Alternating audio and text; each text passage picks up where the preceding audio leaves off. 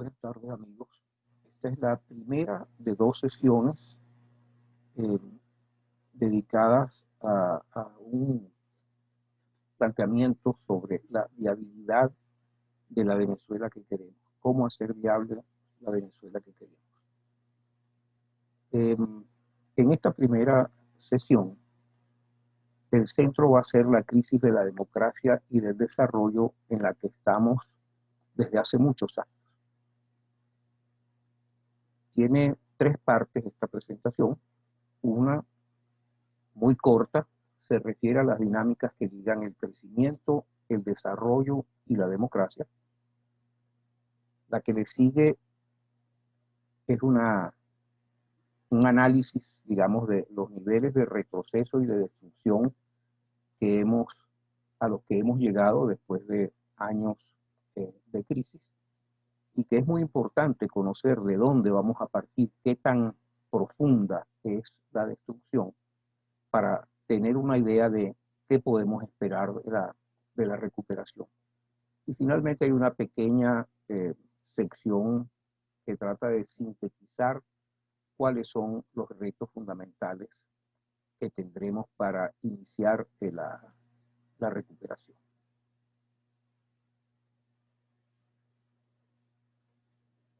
Los conceptos básicos de los que vamos a hacer uso a lo largo de la presentación son el concepto de realización y el de libertad real.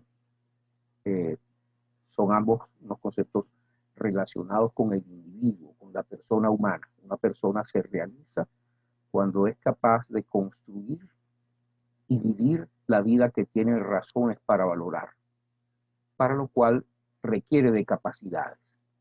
Y la libertad real, se dice que un individuo goza de libertad real cuando tiene capacidades para construir y vivir esa vida, y nada se opone, o nada, ninguna fuerza exógena a ella se opone al uso de esas capacidades para el logro de la realización personal. El desarrollo es un concepto ligado a la sociedad como conjunto, y se dice que una sociedad está en desarrollo cuando la gran mayoría de sus miembros están elevando sus capacidades, y por lo tanto están gozando cada vez más de libertad real. Es decir, que se iguala el desarrollo a un proceso de ampliación permanente de la libertad real. La pobreza no se identifica con la falta de ingresos o con la falta de riqueza. La pobreza, se dice que una persona o una familia está en situación de pobreza cuando no tiene capacidades para construir por sí mismo la vida que tiene razones para valorar, es decir, cuando no puede realizarse por sí mismo. Y la superación de la pobreza se asocia con tres procesos fundamentales. Si se desease tener una estrategia o un conjunto de políticas que ayudasen a superar la pobreza en una sociedad, se tendría que apoyar esa pretensión en la creación de capacidades para todos los individuos, o por parte de todos los individuos, en un crecimiento económico sostenido, y en que las instituciones, y sobre todo el Estado, no pretenda manipular o impedir el desarrollo autónomo, la realización de las capacidades y de la autonomía de los individuos. Una sociedad, entonces, mantiene su senda de desarrollo cuando a lo largo del tiempo está consiguiendo que sus distintos miembros, sectores y grupos sociales estén ampliando sus capacidades y su autonomía. Y la resiliencia, que sería la capacidad para que esa sociedad, habiendo perdido o habiendo extraviado la senda del desarrollo, la recupere. La resiliencia dependería fundamentalmente de tres condiciones.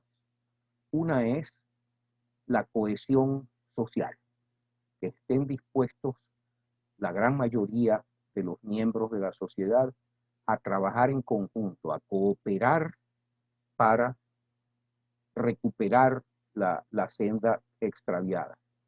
El segundo es la robustez de las instituciones, que las instituciones sean capaces de ajustarse, de ir progresando para responder lo más pronto posible a esa recuperación. Y por último, una capacidad en la economía para recuperar el ritmo que hubiese perdido, que depende a su vez de que la economía esté muy tejida, es decir, que sea una economía compleja, una economía diversificada y con muchas conexiones de insumo producto entre sus distintas actividades. Las trampas de desarrollo son situaciones en las cuales una sociedad por muchos años van viendo cómo las capacidades, perdón, cómo los capitales, el capital humano, el capital económico, natural, etcétera, o sea, los recursos pro capacidades están disminuyendo por persona, cosa que se expresaría en términos económicos como una caída por mucho tiempo, una caída sostenida del Producto Interno Bruto per cápita, lo cual tendría de alargarse, es decir, de mantenerse en una trampa de desarrollo de una sociedad. Ello implicaría el crecimiento a niveles muy altos de la pobreza, pero además la fragilización del Estado, de las instituciones del Estado, hasta llegar al punto de la falencia del Estado. Esos son conceptos fundamentales que nos van a servir para estas explicaciones muy cortas que vamos a dar de cómo funciona el proceso de desarrollo en una sociedad y cómo él va contribuyendo a mantener la democracia y viceversa. Primero que nada, dada una dotación de recursos de una sociedad, existiendo unos recursos disponibles en la sociedad, recursos pro capacidades, que son los capitales humano, económico, capital natural, la tecnología, por una parte, el acervo cultural de la sociedad, el capital social relacional, que tiene que ver con la disposición de la gente para cooperar, y el capital político, que tiene que ver con la influencia sobre las decisiones que impactan o que influyen sobre el bienestar de toda la sociedad. Teniendo acceso a los recursos pro capacidades, las personas pueden generar agencia personal, es decir, se pueden hacer agentes de sus propias vidas, pueden desarrollar capacidades para realizarse por su propio esfuerzo, por su propio esfuerzo usando las capacidades que habían generado. Pero también si las sociedades tienen acceso, o los grupos sociales tienen acceso a esos recursos pro capacidades, pueden poner en marcha procesos de autoorganización societal que a su vez elevan, por ejemplo, la capacidad productiva. Para generar capacidades es indispensable entonces tener acceso a los recursos pro capacidades, y con esas capacidades se pueden alcanzar logros finales, tanto logros finales de realización personal como logros finales de progreso, de desarrollo de la sociedad como conjunto. Un segundo, o una tercera dimensión que tenemos que tener en cuenta en el funcionamiento del proceso de desarrollo es la dimensión de los imaginarios colectivos. Ellos contienen las creencias y valores de una sociedad. Mientras progresa la sociedad, esas creencias y valoraciones pueden ir cambiando, suelen cambiar. No cambian de un momento a otro, pero según vaya progresando una sociedad, las creencias más tradicionales pueden irse modificando. Eso está indicado con unas flechas punteadas de trazo fino, punteadas desde los logros hacia los imaginarios, pero a su vez los distintos grupos sociales aprecian de manera distinta las ocasiones o los logros materiales y no materiales que pueden alcanzar, y eso está representado por una flecha similar en la dirección contraria. Es decir, hay una retroalimentación entre la dimensión de los imaginarios y la dimensión de los logros. No todos los logros que se generan en un periodo determinado se consumen. Se puede entender esto muy fácilmente tomando el caso de logros económicos.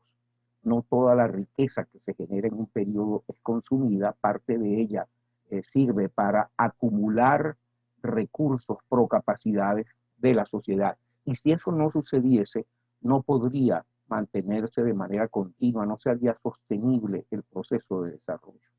Por último están las instituciones que tienen dos funciones básicas en cualquier sociedad, que son proteger con derechos, mediante derechos, las valoraciones que comparte la gran mayoría de la sociedad, y por la otra, mantener funcionando el proceso de desarrollo o los procesos de desarrollo, sobre todo optimizando o haciendo fluido el acceso de los distintos grupos sociales a los recursos pro capacidades, lo que les permiten crear capacidades para sí mismos. Ustedes pueden haber notado, y aquí se simplifica en esta figura, que hay dos circuitos que suelen llamarse los círculos de la sostenibilidad.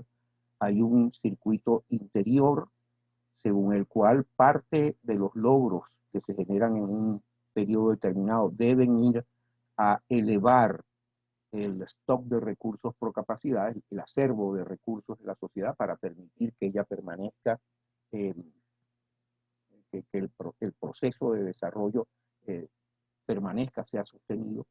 Y el otro más externo, que es el círculo de la sostenibilidad por la vía institucional, que representa que las instituciones de una sociedad tienen que estar progresando permanentemente para que sea posible también el proceso continuo, el proceso sostenible de desarrollo. En fin, hay tres dimensiones en las cuales, o a partir de las cuales, se puede explicar el desarrollo de una sociedad. La dimensión de las capacidades, la dimensión del tejido social o de los imaginarios, y la dimensión de las instituciones. Entendiendo el relacionamiento que hay entre esas dimensiones en una sociedad determinada, se puede explicar por qué esa sociedad alcanza logros o pierde logros que antes hubiese alcanzado. Con esto, digamos, con este instrumental, podemos pasar a dar una mirada a qué nos pasó a los venezolanos en esta crisis, cuándo comenzó la crisis y de qué niveles de retroceso y destrucción partiremos en la recuperación, cosa que es muy importante, evidentemente, porque podremos resolver la crisis, recuperarnos, comenzar nuevamente a progresar si la profundidad de la destrucción o los niveles de retroceso son relativamente pequeños y por el contrario puede costarnos bastante más si los niveles de retroceso y de destrucción son muy grandes. Llamo la atención sobre el hecho de que está disponible, va a estar disponible, y quienes quieran obtener la información la podrán recibir del Grupo Orinoco.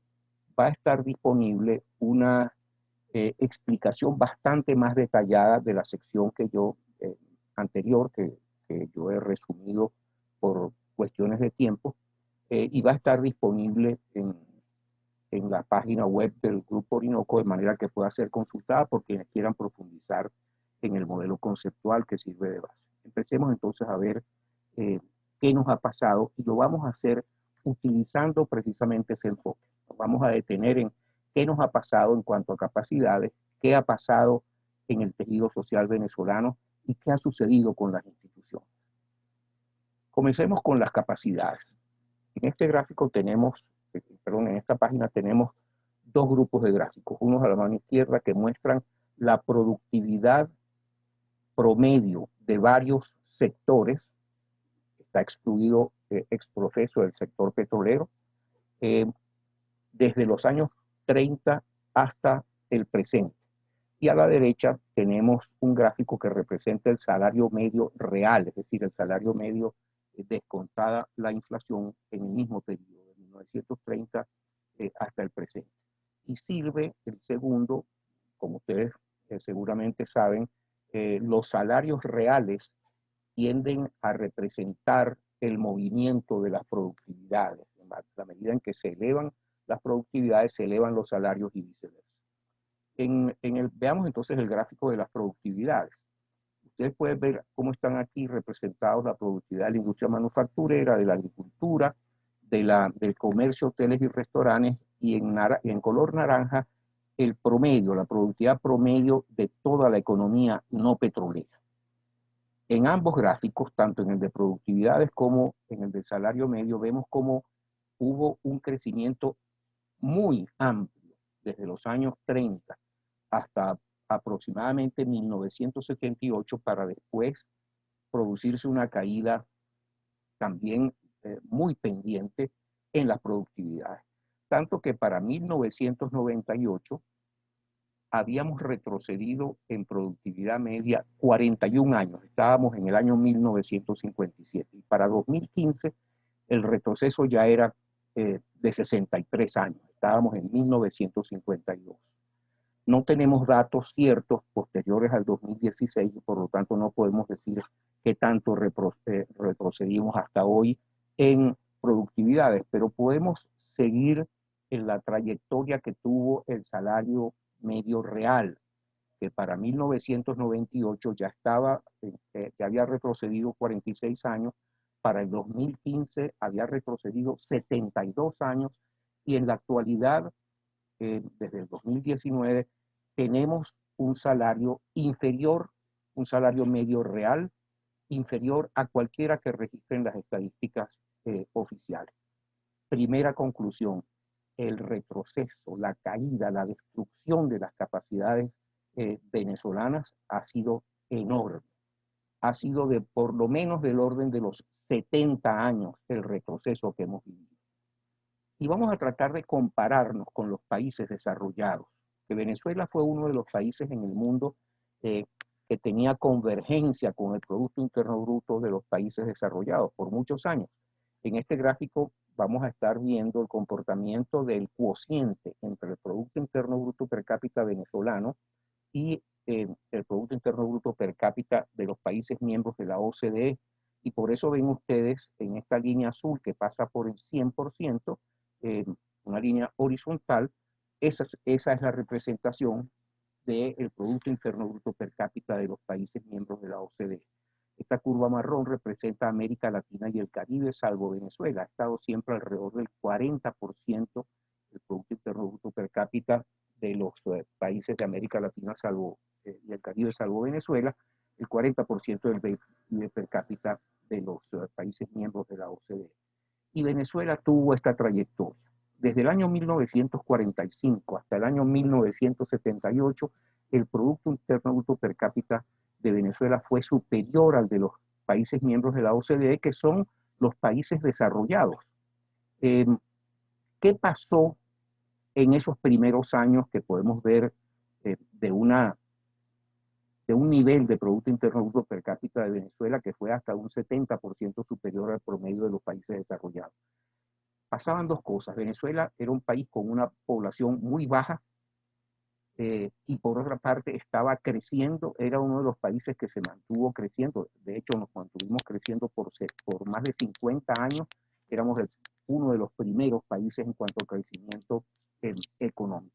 Y por otra parte, los países miembros de la OCDE, después de la Segunda Guerra Mundial, a partir de 1945, estaban en reconstrucción los países europeos, porque habían sido en buena medida destruidas sus capacidades. Pero el hecho es que Venezuela ha llegado para el año 2015 a tener los niveles, en relación con los países desarrollados, los niveles que tenía en 1919. Es decir, había un retroceso de casi 100 años.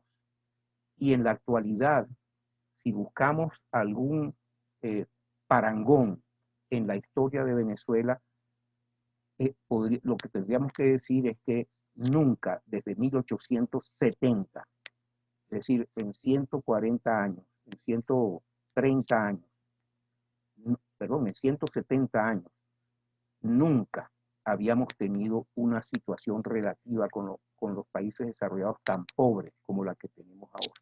Y con esto cerramos los comentarios sobre qué nos pasó en la crisis, cuándo comenzó en cuanto a capacidades. Si queremos ver el tejido social y la cohesión de Venezuela, cómo variaron, cómo se impactaron a lo largo de estos años. En el primer gráfico de la izquierda están representadas dos curvas. Una curva azul de trazo continuo representa lo que se llama la precariedad del empleo, que es la suma del desempleo abierto y el empleo informal como porcentaje de la población económicamente activa. Ese índice de precariedad venía cayendo hasta finales de los años 70, cayendo desde niveles superiores al 80% hasta niveles del orden del 30 y tantos por ciento a fines de los años 70.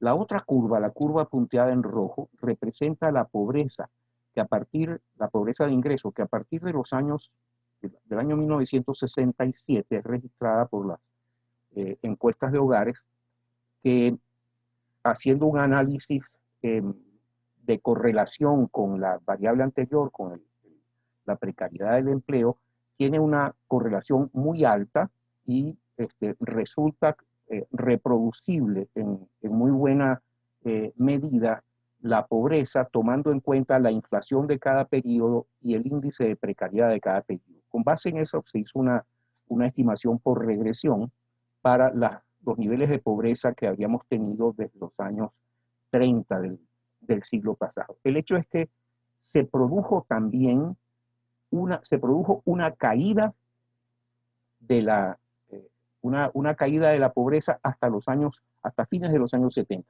y no ha parado de crecer la pobreza hasta hoy.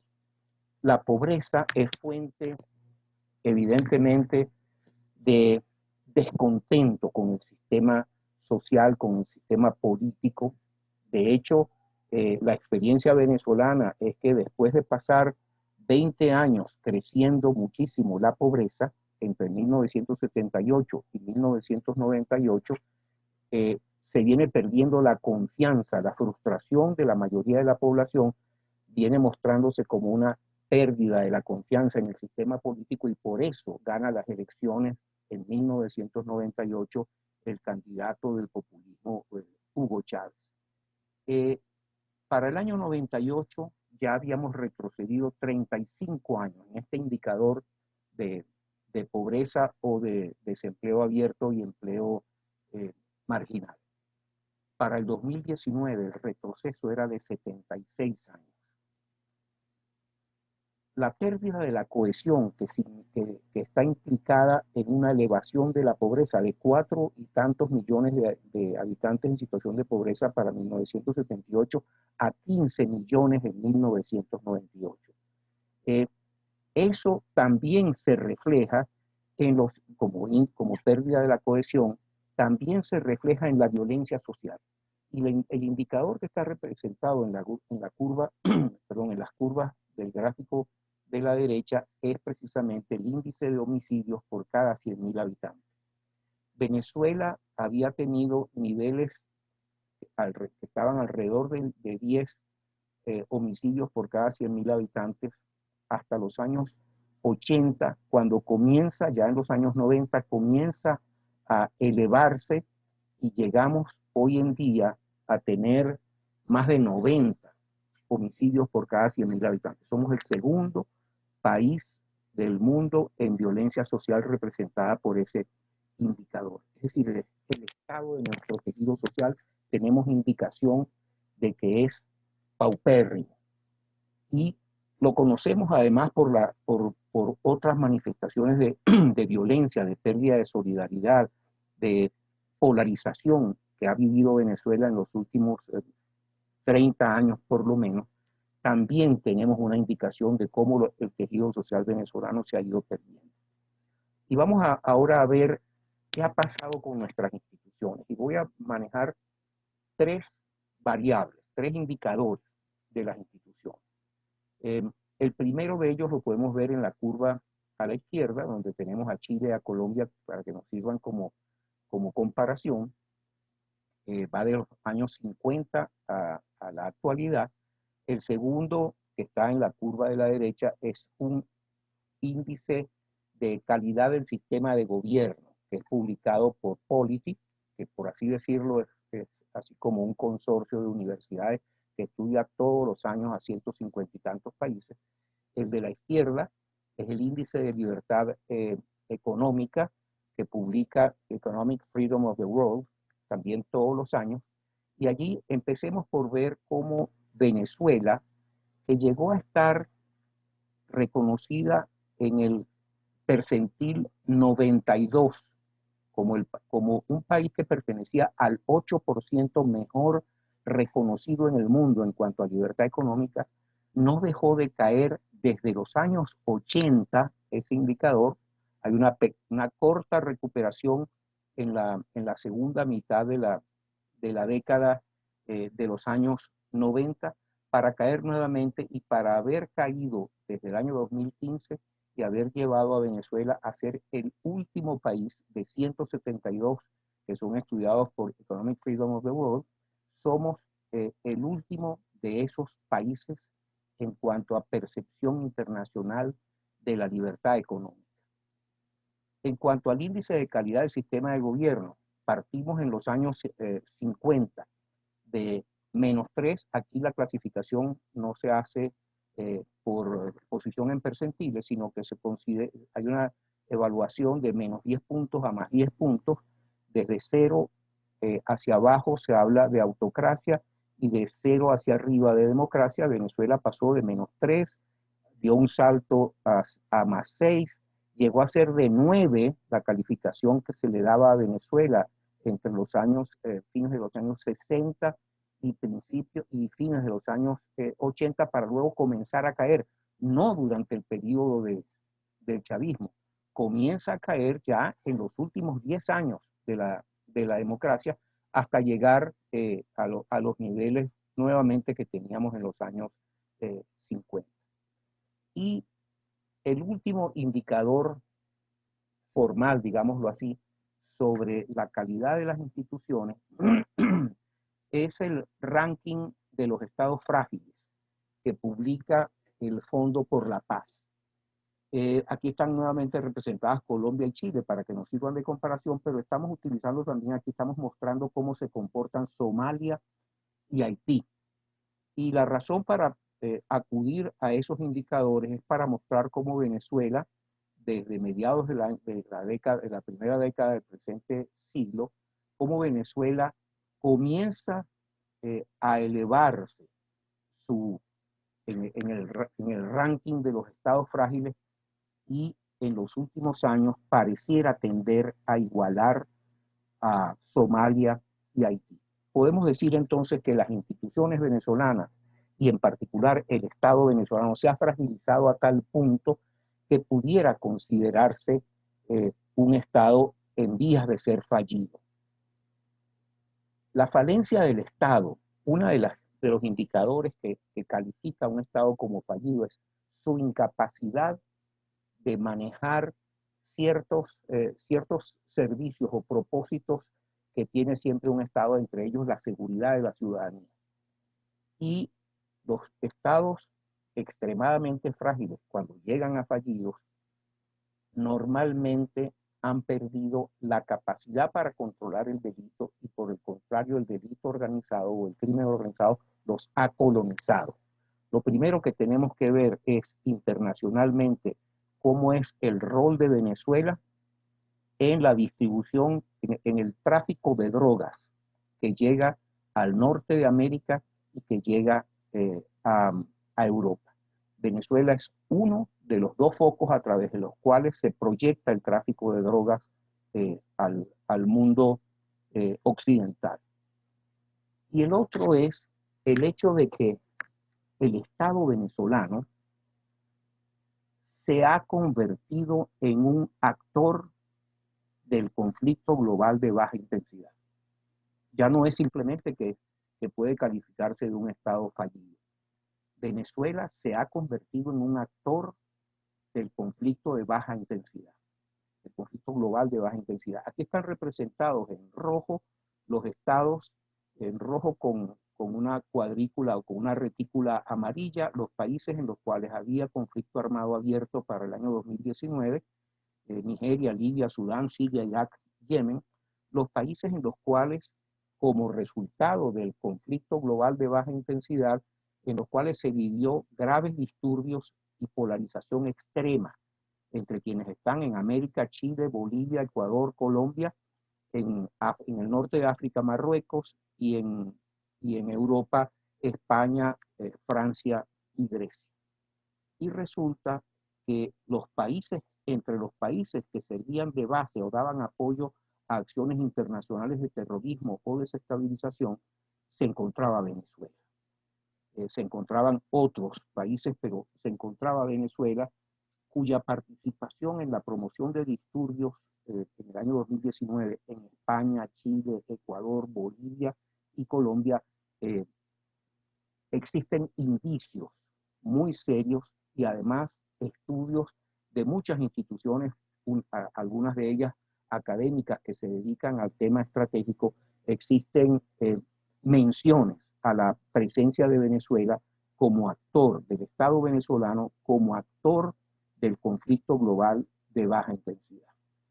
En fin, Venezuela, podemos hacer una síntesis diciendo que la recuperación de Venezuela va a tener que partir de niveles de capacidad, de cohesión social y de instituciones absolutamente devastados. Venezuela tiene primero un retroceso de más de 70 años en las capacidades humanas y de la economía.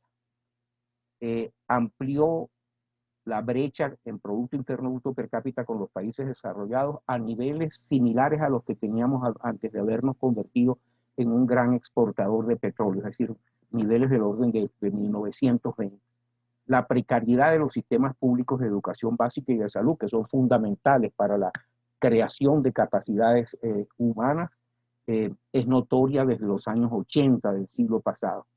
Y tenemos 42 años, por lo menos, de precariedad social en 42 años en los cuales la mayor parte de la población venezolana vive frustraciones y mantiene en riesgo a la democracia por los niveles de rechazo potencial que eso representa. Las instituciones, somos vistos entre los países con las peores instituciones del mundo. La cultura pública, la cultura política ha trastocado el relacionamiento del Estado con el ciudadano, y el Estado venezolano es casi un Estado fallido, pero además hace 40 años, además de que nos venimos hundiendo hace 40 años en una trampa de desarrollo, hemos interiorizado en Venezuela el conflicto geopolítico global. Nuestros retos fundamentales para la recuperación, por lo que podemos ver de los indicadores que nos dicen qué tan profundo hemos caído o qué tanto hemos retrocedido. Nuestros retos fundamentales exceden realmente el asegurar el crecimiento económico, porque tenemos retos de orden social, de orden político, de orden institucional enormes. No somos simplemente víctimas de una corta crisis que nació en los años, en la segunda década del presente siglo. El reto es mucho más exigente que reconstruir los logros finales que perdimos. Nuestro reto consiste en recuperarnos asegurando progreso para todos. Asegurar progreso para todos es una clave para que se pueda sostener el proceso de recuperación que vamos a iniciar o para que pueda vivir Venezuela en democracia. Tenemos que vivir un nuevo estilo de desarrollo que nunca hemos vivido. Un estilo de desarrollo que sea económicamente eficaz, que sea inclusivo en lo social y que pueda mantener una democracia estable.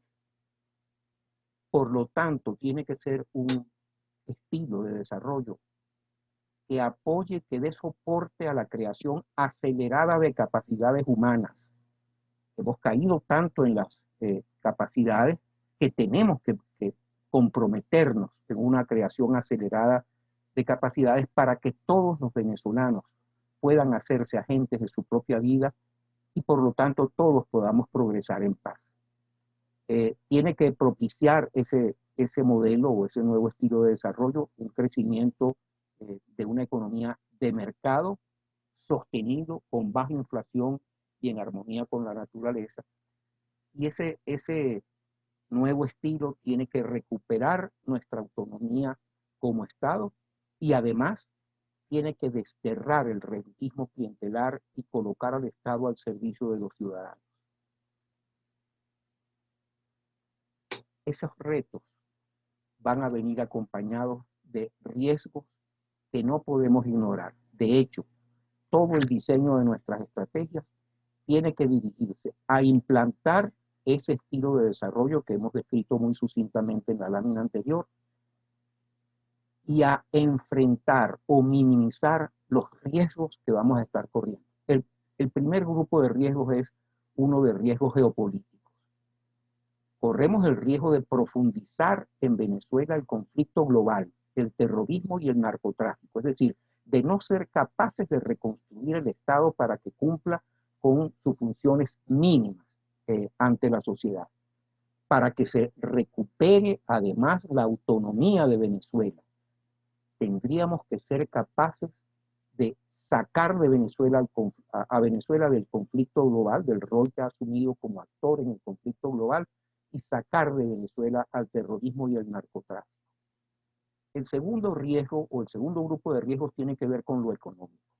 Que seamos incapaces, el riesgo de ser incapaces de lograr un alto crecimiento como necesitaríamos, porque no podamos atraer suficiente inversión privada o porque la economía venezolana porque carezca de capacidad de absorción. Es decir, que cuando una economía carece de capacidad de absorción, pueden llegar flujos enormes de capitales y asimismo filtrarse a través de la importación porque la economía interna no sea capaz de suplir los crecimientos de demanda.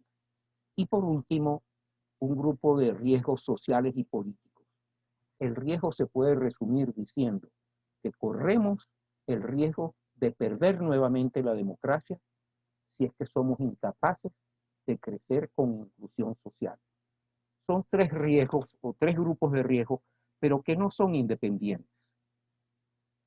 Los riesgos geopolíticos de no ser capaces de sacar de Venezuela al terrorismo y al narcotráfico y de separarnos como actor del conflicto global, eso va a desincentivar la llegada de inversiones a Venezuela y si no somos capaces de crecer suficientemente, eso va a hacer que permanezca la pobreza, que no progrese la inclusión social. Pero además de ello, estos riesgos eh, se retroalimentan, porque por último, perder nuevamente la democracia puede crear en Venezuela situaciones propicias para que se mantenga el terrorismo, el narcotráfico y Venezuela siga siendo un peón en el conflicto global. En fin, nuestros retos son ser capaces de implantar un nuevo estilo de desarrollo que no solamente asegure el crecimiento, sino que asegure crecimiento con inclusión, autonomía y que autonomía como sociedad y que el Estado esté al servicio del ciudadano y además enfrentar estos tres grupos de riesgo de los que hemos hablado. En la próxima sesión vamos a hablar de las propuestas de estrategia para cumplir con ese desiderato. Muchísimas gracias.